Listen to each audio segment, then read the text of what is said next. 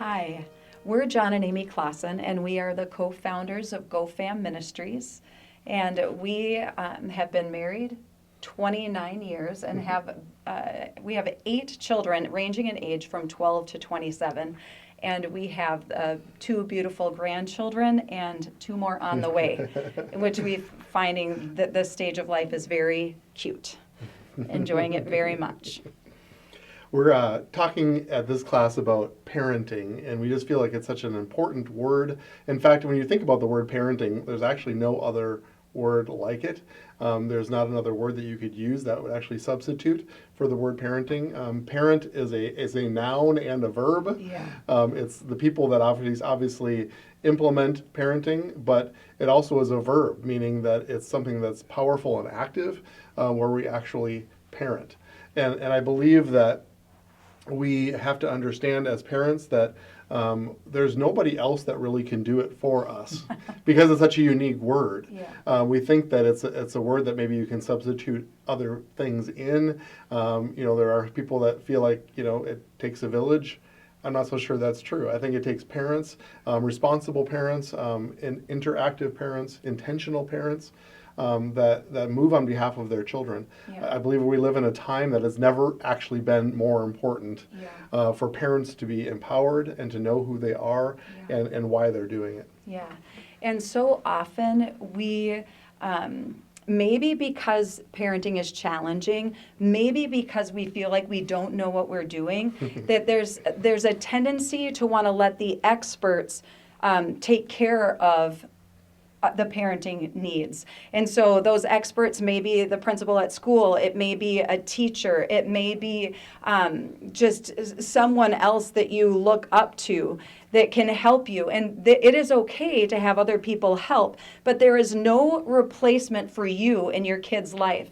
No matter how smart a teacher or a principal is, you're the ones that your children have been given to. And so it's very important that we don't put the behavior or discipline and what needs to happen with your children on somebody else's shoulders. It's not their responsibility to parent your child.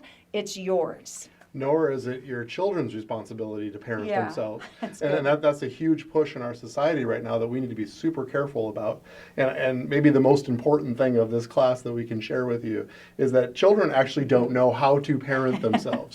That's why they need parents. That's why God gave them parents, because they need to be instructed on this earth. And so it's super important that we as parents take that role seriously and we don't relinquish it to other people or to our children themselves to try to find themselves or try to find their way. It hasn't worked and it's not working. And so we need to be the parents. We need to be the ones. Yeah. And this has become increasingly true. When I had my 27-year-old, we didn't have portable little devices that when we went out to eat or we were someplace we needed them to be quiet, we could put a screen in front of them. We had to parent the old-fashioned way and occupy them and teach and train them when they need to sit and they need to be quiet. And some of those things are becoming lost arts as we allow entertainment continually to be what actually helps our children have self-control. And it's not really self-control, it's just letting them be distracted from what they're actually needing to do. And so when you've got a young one, it's okay to occasionally distract with media, but I would like that to be the occasional thing, and that actually when we are sitting down and having a meal, that they're part of the family, and it needs to be okay for some of it to be disrupted by a restless or a loud toddler. And instead of just wanting them to be distracted and kind of put aside, let them be part of what's going on and be okay with parenting through the interruptions. Yeah, I think one of the most devastating things, or what we're maybe concerned about, are 2 things: fear and control. Yeah. We don't ever want to parent from a place of fear, nor is the purpose of this class to implement fear or fear-based parenting. That's not what we're after. Nor do we want to control our children or make them look like us. That's not the role. But we actually want to instill in our kids freedom to be who they are, and for them to be able to be full participants in our society with purpose. Yeah. But in order to do that, we have to actually parent them. Parenting is the right word, not making them afraid, not controlling them, but parenting them. Yeah. There's a difference. And which means that we do have to be super intentional, because this world does want to influence our children, Yeah. whether we like it or not. Yeah. They're going to be influenced. What a great opportunity for us as parents to be the most important influencers in their life. Yeah. That's our role. That's what we want to convey to you in this class in our hearts. We need to be really interactive. There's a term called helicopter parenting that's come out as sort of a, I believe, to shame parents from removing themselves from their children, with the idea, again, that that's too controlling or it's too interactive. But actually, when you look at the word parent and what it was designed to be, and what it was created to be, it actually means to hover over your children, to actually watch over them. That's our role. Yeah. And we should never apologize for that. And I always want to start any kind of teaching with parenting to say it's okay for parents to be powerful. Yeah. It's okay for them to be the most important influencers in their children's lives. Yeah, for sure. So when kids, have parents and we're walking life with them through life, there's something called discipline. It's an important word. The root word of discipline is actually the word disciple. We are familiar with the word disciple from the Bible because Jesus had disciples. But to disciple somebody is actually to have them grow, and actually have them to mature. And so when we implement discipline, it's actually for their growth and for their maturity and for their betterment. And we always want to distinguish the difference between punishment and discipline.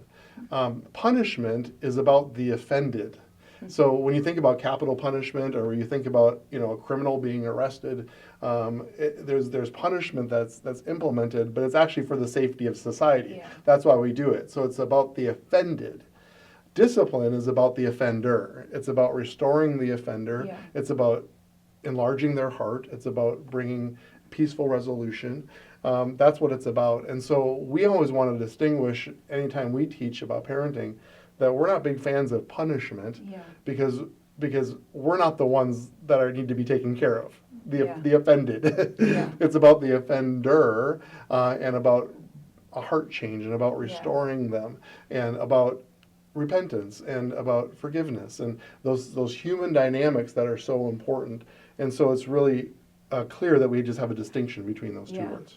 And I think one of the things as parents, we need to expect that our children are going to need to be parented. It's actually not as much of an interruption as our society makes it seem. When our 10-year-old is angry about something and starts lipping off and being disrespectful with their mouth, instead of just being angry and wanting that to stop as quickly as possible, see it as an opportunity to get to the root of what's actually going on in his or her heart. Because these are moments that are, it's like, I always think they're like holy opportunities that I have as a mom to see a glimpse of what's truly happening in my child's heart and go there with them to help them walk and mature through it. And so whether it's the 2-year-old on the floor in the grocery store that's kind of embarrassing, that's also an opportunity for us to step in and parent. And sometimes it feels like those opportunities are endless. But let me tell you, as you continue to step into those opportunities and help your child mature through them, your need for parenting will just decrease, because they're actually going to mature. And when we miss those opportunities, or when they're 2 and 3 and 4, we just want it to stop. And so we just distract them or give them a piece of candy. We're actually delaying it till they're 12, 13, 14. And I'm telling you, the problems get bigger. Parent them when they're little. Take those opportunities so that when they get bigger, you have your relationship established with them. And you've already taken care of the issues of the 2, 3, and 4-year-old. So when they become 13, 14, and 15, you're not dealing with them throwing a fit anymore. You're dealing with the things that would be navigated with a 12, 13, and 14-year-old. And just reiterating what Amy just said, we can always control behavior. That's very easy to do, actually. But really what we're interested in is changing hearts. We want to send our kids into this world with good hearts, don't we? I mean, that's every parent's dream, is that our children are good people, good hearts.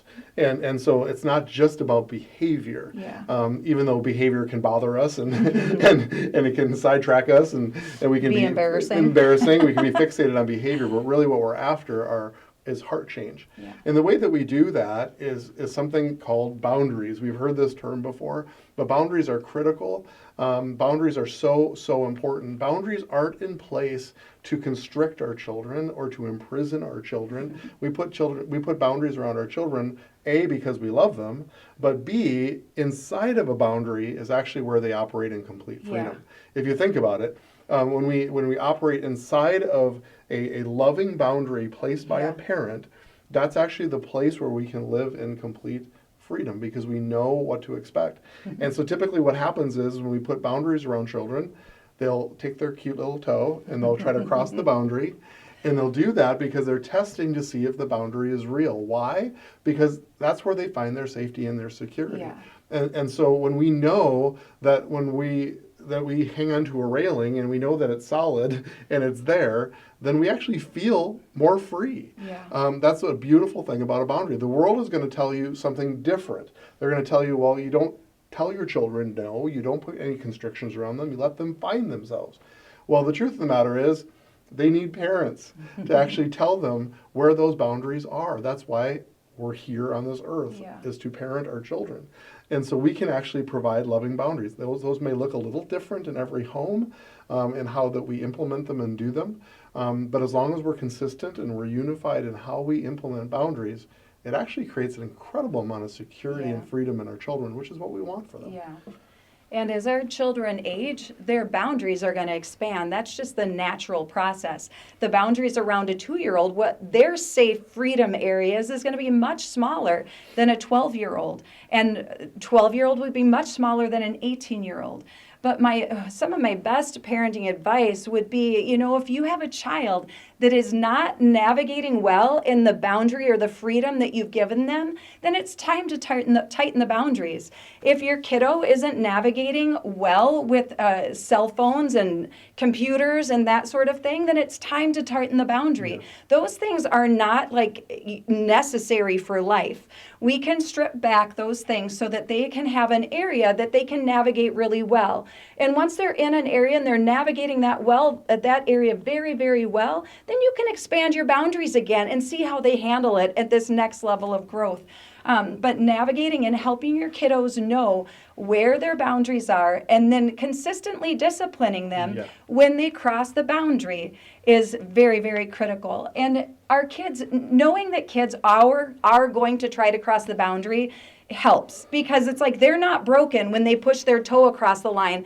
And you've said that I can't speak to you rudely, Mom. Do you mean it? And they try it, and then you just matter-of-factly respond with a consequence.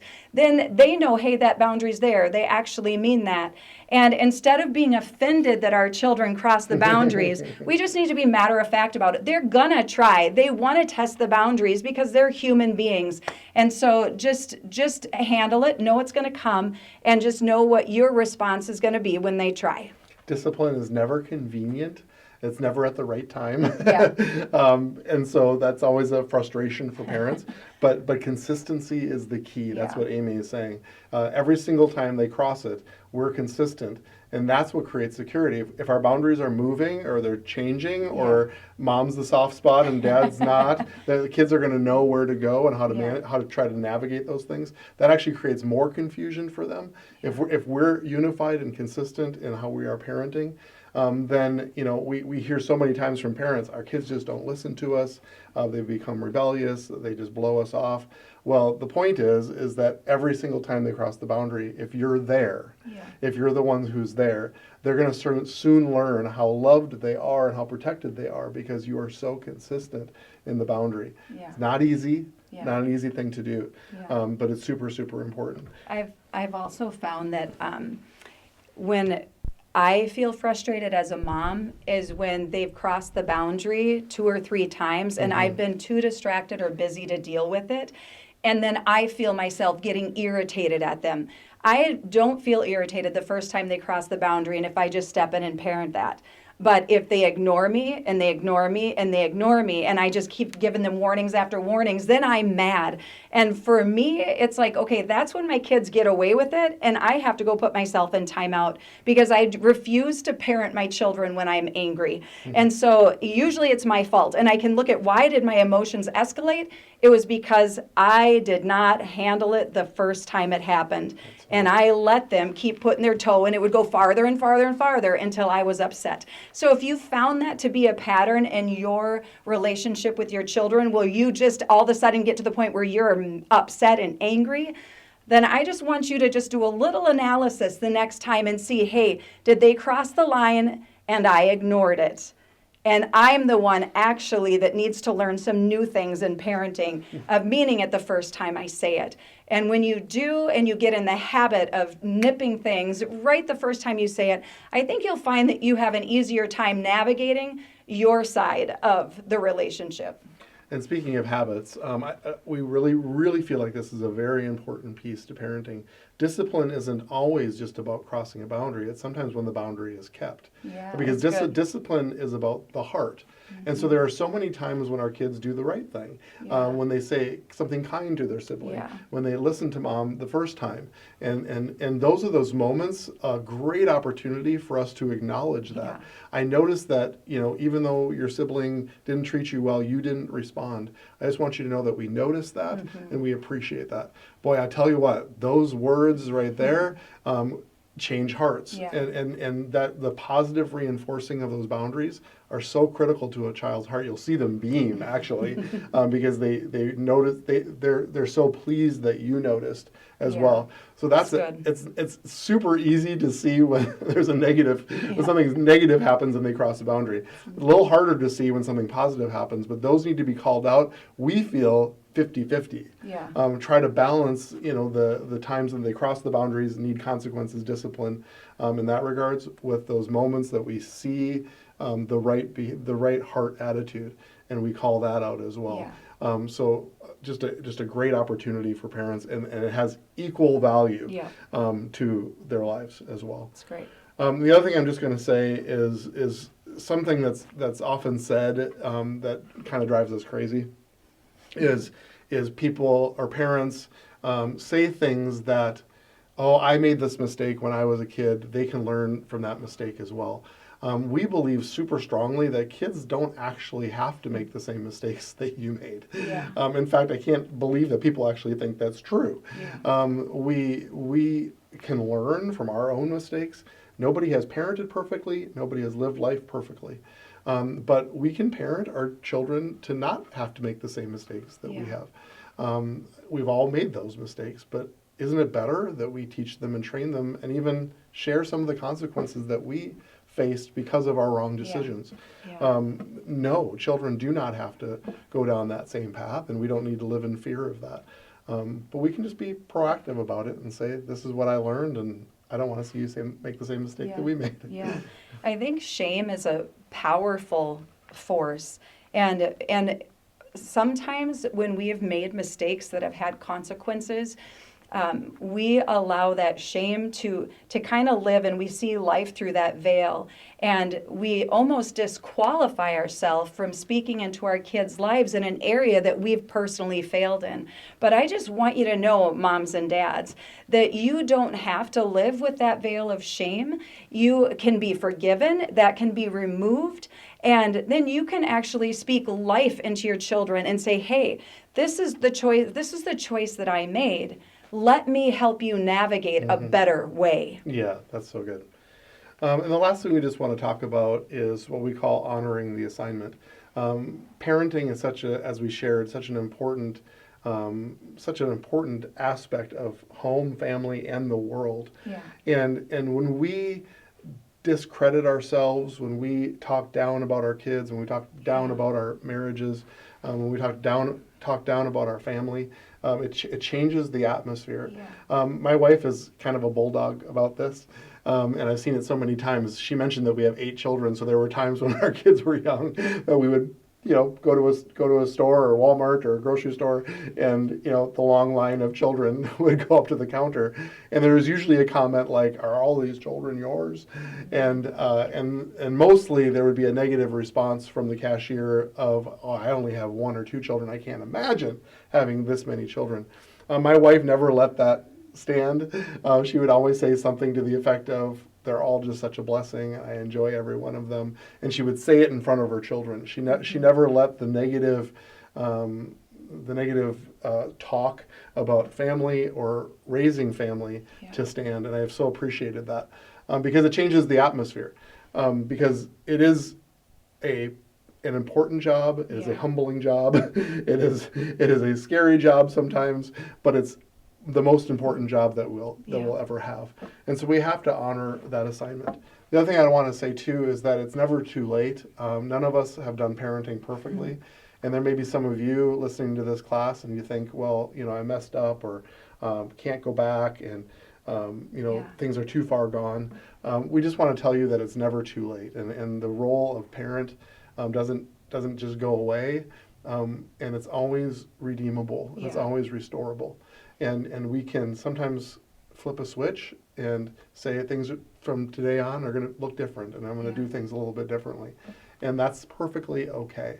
And so we just want to encourage you that it's never, ever too late. Yeah. And, the words, "I'm sorry, please forgive me," are powerful.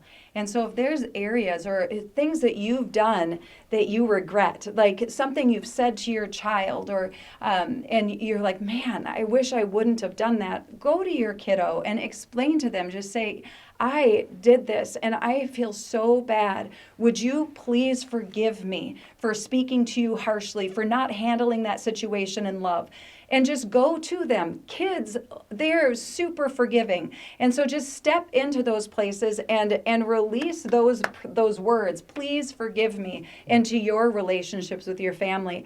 And then start doing it quickly. When we mess up, just own it. I think so many problems in life happen because when we mess up, we don't own it right away. We try to defend ourselves or we make excuses for ourselves, all these things. Nope, own it. When you mess up, just admit it and repent.